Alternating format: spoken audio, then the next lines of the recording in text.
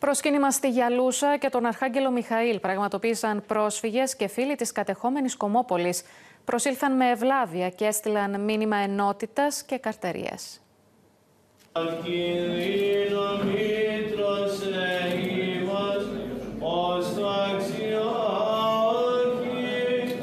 Άσβεστος παραμένει ο πόθος για επιστροφή στην Πατροαγή.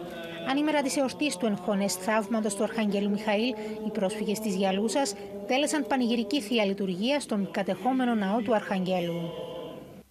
Τέλεστηκαν επίσης μνημόσυνα υπέρ ανάπαυσης της ψυχής των κεκοιμημένων της Γιαλούσας και ακολούθησε λιτάνευση της εικόνας του Αρχαγγέλου Μιχαήλ.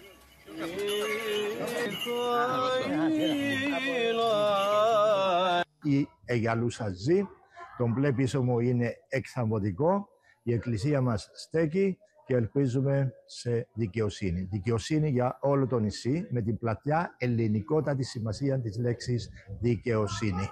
Τη θεία λειτουργία τέλεσαν ο Αρχιμανδρίτης Γεώργιος Χριστοδούλου και ο πατήρ Ζαχαρίας Γεωργίου, ο οποίος κρατά θερμοπύλα στη Χερσόνησο της Καρπασίας. Πού είμαστε αυτή τη στιγμή? Στον Αρχάγγελο της Γιαλούσας. Πολύ καλά. Και η Γιαλούσα ζει. Παρόντες στο προσκύνημα δίπλα στους Γιαλουσίτες ήταν και οι βουλευτές του ΔΣ, Νίκος Γεωργίου και Γιώργος Κάρουλας. Έφυγε από τη ζωή η νηπιαγωγός